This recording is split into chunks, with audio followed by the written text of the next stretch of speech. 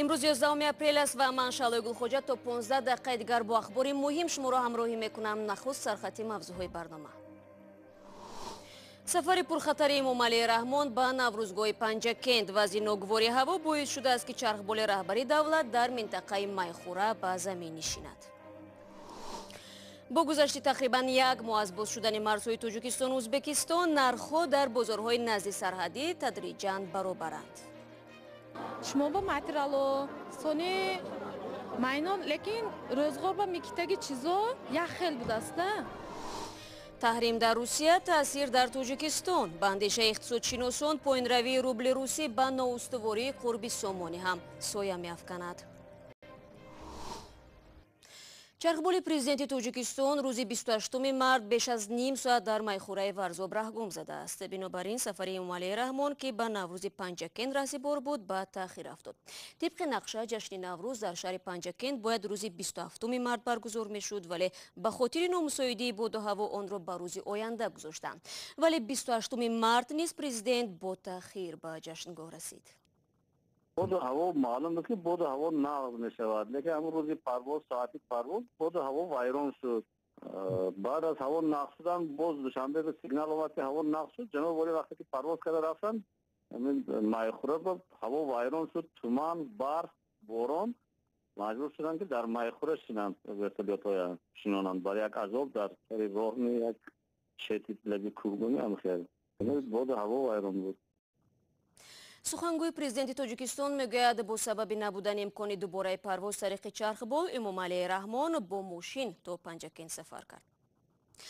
در واقع این شب و روز بازارهای شهر پنجکent، یکی از منطقه‌های نزدیک مرزی با ازبکستان، به محل فروشی بعضی از مال و کالای همسایه کشور تبدیل یافته است. بعد باز شدن مرزی دو کشور، تاجران از سمرقند به بازار شهر پنجکent چند نوع سبزیجات و دیگر محصولات را وارد می‌کنند.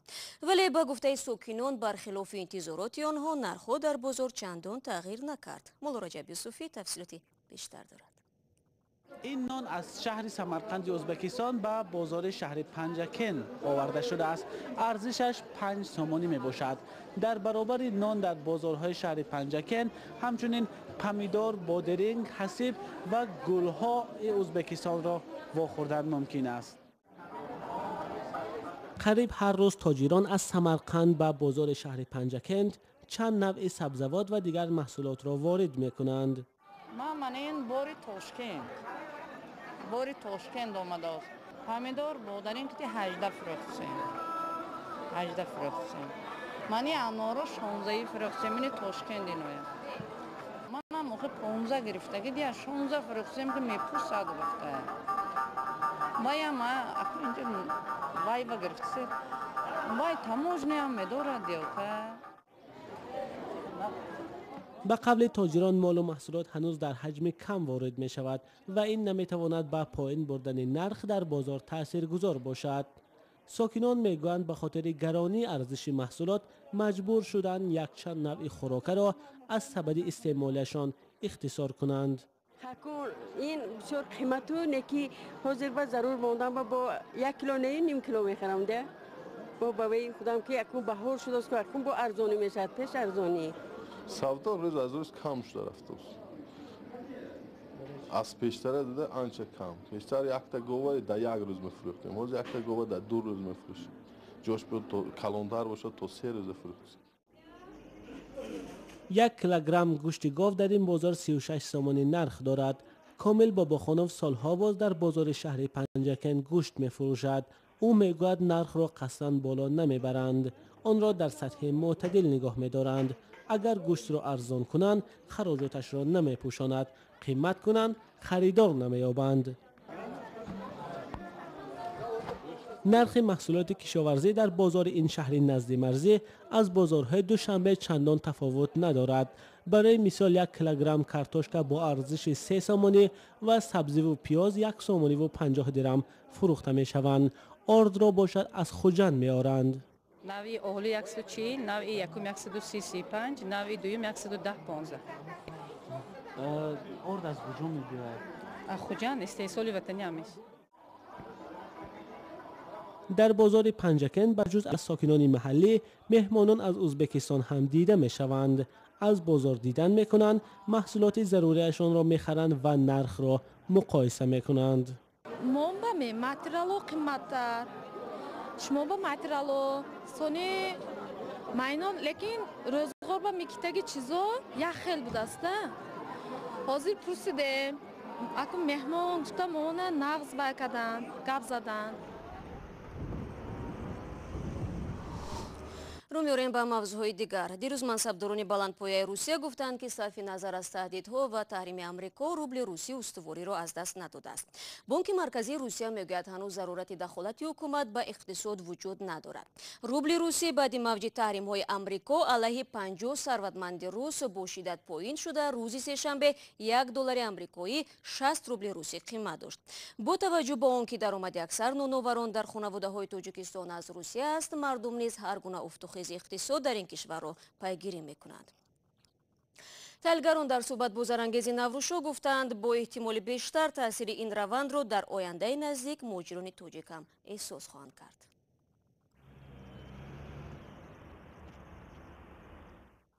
کاهش قرب روبل تا به خانواده‌های تاجیک هم رسید. حاجی نوریدین ولیجان این شب و روز هوش و گوشش به خبرها درباره قرب روبل است. دو فرزند او در روسیه کار میکنند، روبل میفرستند. وقتش ما کار میکردیم $3000 بود. حاضر مثال $3450. مهنت میکنی سوم کم. مثال پیش اگر یک مدت $2000 روی کردن حاضر $600. در 2 روز اخیر قرب روبل روسی در بازار اسعار تاجیکستان 13% پایین رفته تا به 13.7 درم برای 1 روبل رسید. تحلیلگران تاجیک هم به آن تأکید میکنند که کاهش قرب روبل با وضع مالی کشور به تأثیر نخواهد بود. هنگامی که انتقال پولی از خارج کشور کم شد، صاحبکاران هم خرید مال محصول صاحبکاران وطنی کم میشود و در اینجا گفتن ممکن که در عموم میتواند تأثیر آن هم به اقتصاد تاجیکستان، هم به نظام بانکی تاجیکستان و همچنین به بودجه دولت نیز تأثیر منفی خود را میرساند. با گفته تحلیلگران از سوی دیگر روسیه با تاجیکستان قراردادهای استراتژی مهمی دارند که تحریم‌ها به عملی شوی آنها هم به تأثیر نخواهند ماند. روسیه هم در نوبت خود ما می‌دانیم که نه تنها همچون شریک استراتژی و باز در بسیار تشکیلاتایی که اوید به امنیتی به خطر آسیای مرکزی همکاری دارد مثل ODKB و هم عهدهدار است که مثلا سرحدهای تاجیکستان را در نظام شرطنامه‌ای یعنی امنیتی سرحدهای تاجیکستان را سهم گذارد و در این سهم ممکن است یعنی کاهش یافتن تجهیزات‌های حربی که باید که به تاجیکستان وارد شوند طبق شرطنامه و آن همکاری‌ها. این وضع هم در حال است که تازه مهاجران از کمی بهتر شدن وضع خود بعد بحران سال 2014 در این کشور صحبت می‌کردند. ما کاری افتاد نمیتونستیم، گشتن نمیتونستیم که کار کوبیم، مثال برآمده تریتوری مثال شهر زوادو گردیم، برای که همین خیلی وضعیت بود که مهاجران را قپیده و مجبوران دیپورت میکنن، زپریت میکنن و این دیپورت هم نبود 3 سال زپریت بود. از جمله نشان دهنده های آماری هم در 1 سال اخیر در این مورد بالا می رفت. مهاجران کاری سال 2017 از روسیه به تاجیکستان بیش از $2 میلیارد پول فرستادند. این رقم اگرچه از نشان دهنده سالهای تا بحرانی اقتصادی روسیه که 4 میلیارد گفته میشد کمتر است، اما در مقایسه با آمار سال 2016 31% بیشتر بوده است. شما برنامه خبری رادیو آزادی رو تماشا دارید. مارک زوکربرگ پایه‌گذار فیسبوک روز گذشته در برابر سیناتورهای آمریکایی حاضر شد تا به پرسش‌های آنها پاسخ دهد. او هنگام سخنرانی در کنگرس اعتراف کرد که شرکت او برای مبارزه با اخبار بر دروغ، دخالت‌های خارجی در انتخابات آمریکا و حفاظت از حریم خصوصی کاربران چاره‌های کافی انجام نداده است. اسکندر خوجامیرزاده را می‌شنویم. پایه‌گذار و مدیر عامل شبکه اجتماعی فیسبوک مارک زوکربرگ میگوید که شرکت زیر رهبری او در حال رقابت با گروه‌های زیر نظر روسیه قرار دارد.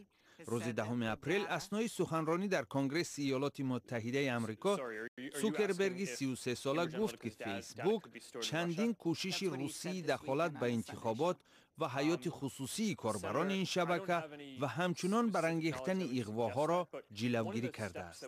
زوکربرگ با اشاره به انتخابات پرزیدنتی ایالات متحده آمریکا در سال 2016 هم اعتراف کرد که فیسبوک نتوانست از سوء استفاده شرکت کمبریج آنالیتیکا پیشگیری کند. تخمین می شود که کمبریج آنالیتیکا معلومات خصوصی 87 میلیون کاربر فیسبوک را برای تأثیر به افکار انتخاب کنندگان استفاده برده است. یکی از کمبودی‌های بزرگ من در دوره رهبری فیسبوک این دیر تشخیص نمودن عملیات روسی در سال 2016 است.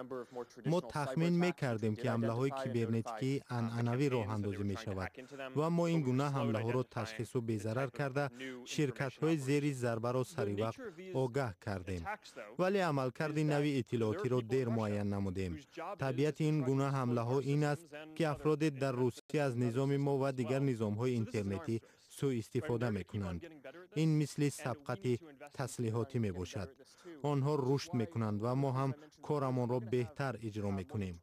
از اینجاست که ما تا آخر سال روان 20,000 نفر را برای تأمین امنیت و نظارت محتوای شبکه سفربر خواهیم کرد. زوکربرگ به حیث نمونه مبارزه با اخبار دروغین یا خود فیک نیوز خاطر نشان کرد که هفته گذشته فیسبوک حداقل 270 کاربر و صحیفه ظاهرا قلبکی را از شبکه اخراج نموده است. برنامه را ادامه میدیم. بر اثر سقوط هواپیمای نظامی در نزد فرودگاه بوفریق الجزایر کمش 100 مسافر نظامی کشته شدند. در این باره تلویزیون محلی النهار خبر داد. بعضی رسانه‌ها از نقل منصبداران الجزایری گزارش دادند که شمار قربانی‌ها کمش 181 نفر است. وزارت مدافع الجزایر سقوط هواپیما را تصدیق کرد ولی از دادن معلومات درباره شماره قربانی‌ها خودداری نمود. خبرگزاری‌ها میگویند که هواپیمای نظامی ایلیوشین چند لحظه بعد بلند شدن از زمین سرازیر گشت. برمیگردیم به تاجیکستان. شرکت‌های موبیلی تاجیکستان بخشیده به سال جهانگردی در کشور تصمیم گرفتند سیاحت روزنامه‌نگاران را به مکان‌های تاریخی تشکیل کنند. با استفاده از چنین امکانیت حالا ما نیز با همین وسیله شما را به تماشای یکی از یادگاری‌های قدیمی میبریم که برای حفظ و برقراری آن سفارت آمریکا کمک کرده است. در این 12 قبر 54 آدم خوب است، آدم خیلی بزرگند. از بس که یک سوی دستور پومانده است دیگر چی نیست ولی انا کمترین رویش. آنها را بر روایت مغول‌ها در عصر 13 هنگام استیلای این سرزمین کشتند. بناهای اطراف مدرسه را خراب کردند و بعد از تاراج قسمت‌های مستحکمش ماند و خلاص.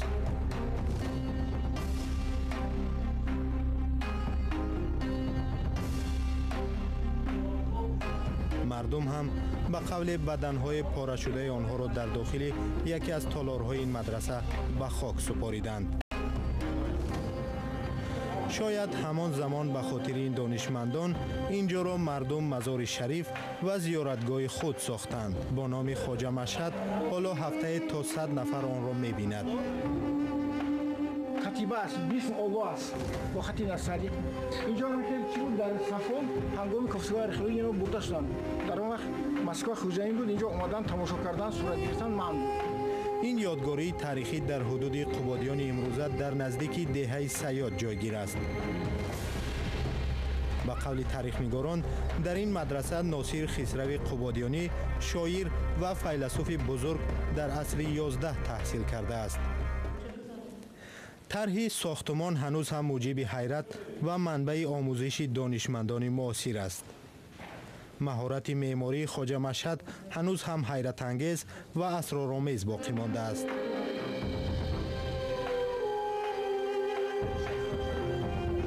هنگامی چین کردن باستانشناسان روز گویا که این غش‌ها چیکار چینده شدن، انیک شد که یگان غش از غش دیگر یگان میلیمتر فرق نمی‌کند. از بس که اگر غش از غش دیگر یگان میلیمتر فرق کند، هنگامی زمین جنبی، هنگامی فشار هوا باید این بنا بر وقت فرو میرد. از اینجا میدان آزادافتی جسم انیک کرده شده است. به اختیار بیتی از ناصر خسرو به یادم رسید که میگوید در شعر زی تکرار سخن باک نباشد زیرا که خوش آید سخن نغز به تکرار. پس منم تکرار میکنم که azodi.org از وبسایت رادیو آزادی صحیفه‌ای که شما را دائم با خبر و گزارش‌های مهم آشنا میکند. تشکر برای همراهی. خدا نگهدار.